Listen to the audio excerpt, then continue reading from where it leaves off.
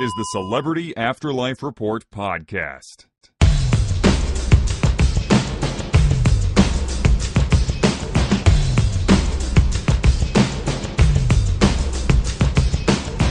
Hello, friends!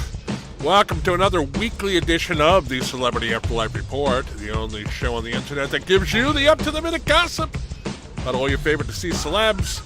I'm your host, the Celebrity Medium. We have a major new arrival to the next world to tell you about in this report, as well as updates about some of the stories we've been following for a while now. Sit back or lie back. Just assume a comfortable position as we dive into the afterlife gossip of the past few days.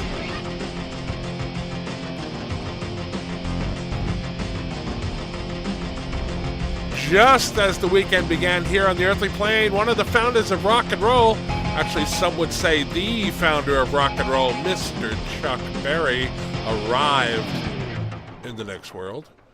Chuck transitioned to his new existence peacefully at age 90.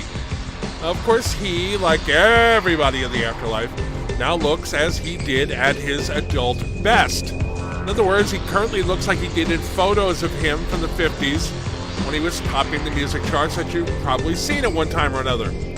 Now, unlike a small number of transitioners like actor Bill Paxton, who arrived in the next world a few weeks ago, Chuck, I'm told, was not the least bit disoriented upon his arrival.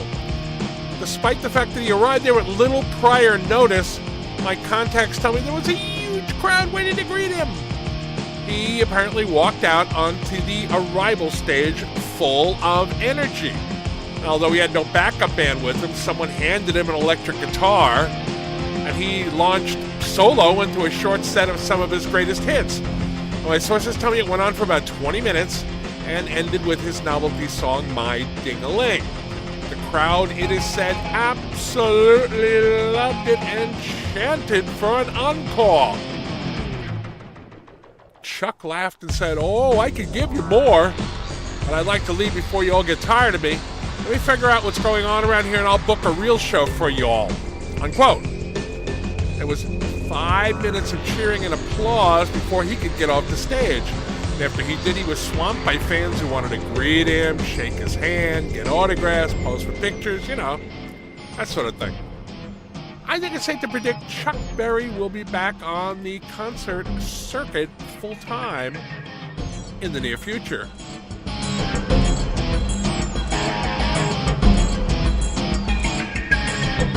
You may or may not be familiar with the name Jimmy Breslin.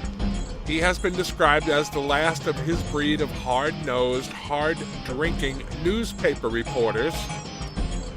A true former street kid, Breslin worked in New York journalism for about a half century, always on the side of the working man. In the 70s, Breslin became news himself when the New York Daily News, his employer at the time, ran a letter to him from the infamous Son of Sam serial killer on its front page. Now, despite the fact that the letter was printed at the request of NYPD detectives, Breslin received a lot of criticism for allegedly using the murders to sell papers. Jimmy once ran for city council alongside mayoral candidate novelist Norman Mailer, and he wrote several books, including The Gang That Couldn't Shoot Straight, which was later turned into a movie. Jimmy Breslin arrived in the afterlife over the weekend. There was no large crowd on hand to welcome him, but some of my next world paparazzi contacts were present for his arrival. One of them approached him and asked if he had any questions about his new existence. Breslin answered, "Yeah, who runs the newspapers around here?" The contact informed him that Morley Safer was currently in charge of one of the Afterlife's largest circulation papers. Now, Morley, as longtime listeners may remember, took the job over from Walter Cronkite when Uncle Walter decided to retire several months back. "Safer, huh? I think I met him years ago," said Breslin. "Which way is his office?" My contact offered to show him the way, but Jimmy said, "Thanks, just point me in the right direction. I want to get a feel for this place." And with that, he was off. I will be following up on this story because I have a feeling that Jimmy Breslin maybe turning things on their ear in the coming months.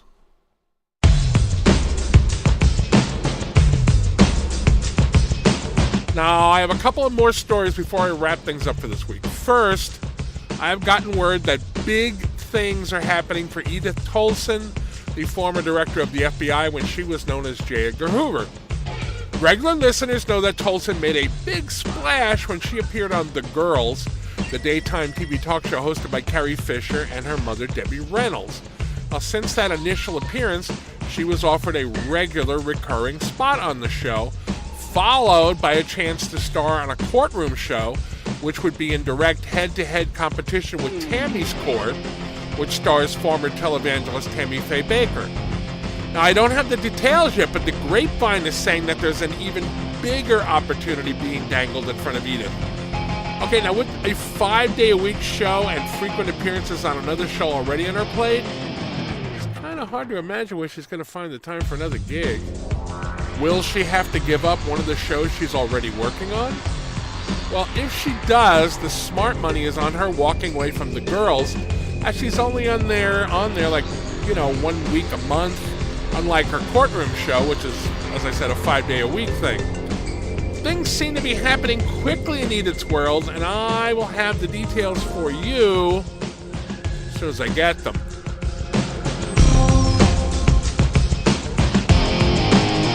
All right, now I'm going totally off script for this last story. Yes, normally I do have a script, which you can tell when you hear me trip over my tongue from time to time, but I got this one so late that I didn't even have time to write it down. And I can tell you that, and I've mentioned this in the past, that only one of my Afterlife sources has given me permission to tell you their name, and that person is Princess Diana. You remember her? All right. She tells me that there are some things happening with the Trump City situation. As of now, these are only rumors. I underline that, only rumors. The first is that Fred Trump, who's the father of the current American President Donald Trump, was the mayor of Trump City. We know that. He was kind of co-running the town with his good buddy Charles Lindbergh, the famous aviator.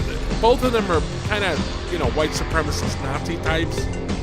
Okay, they disappeared after the big standoff outside of Trump City when everybody was supposedly locked inside the town, although that turned out not to be true, as the doors were unlocked, but nobody had tried them. They just assumed people inside were locked in. Anyway, they disappeared. But now people are citing them or thinking they're citing them all over the place. Remember like when that happened with Elvis? People were seeing Elvis all over the place. I know that Fred Trump has supposedly been seen in a coffee shop. He's been sighted walking down the sidewalk wearing sunglasses. Just all over the Afterlife. So there's that. Although we have no confirmation, and I must underline that any of those sightings really involve Fred Trump. Okay, there's a part 2 to this.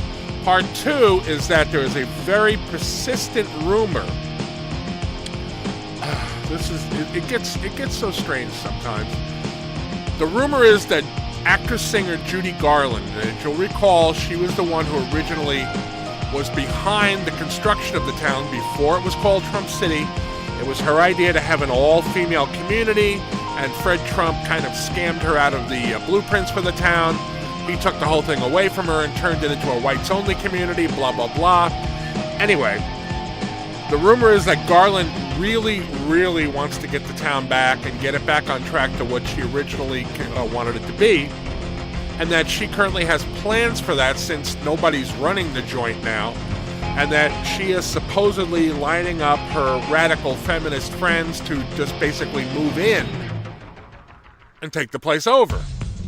Now, I underline again, this is just a rumor, but it's very persistent, and it's coming from people who know Judy Garland, so it looks that's how things are headed right now.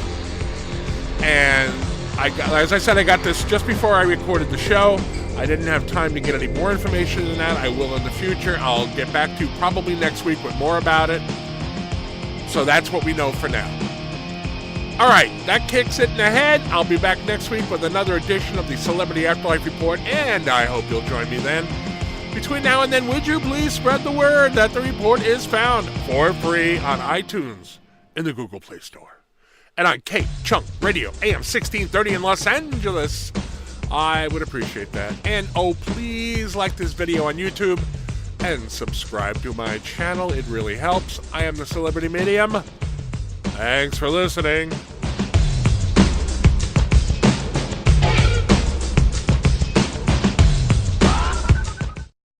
You've been listening to the Celebrity Afterlife Report podcast.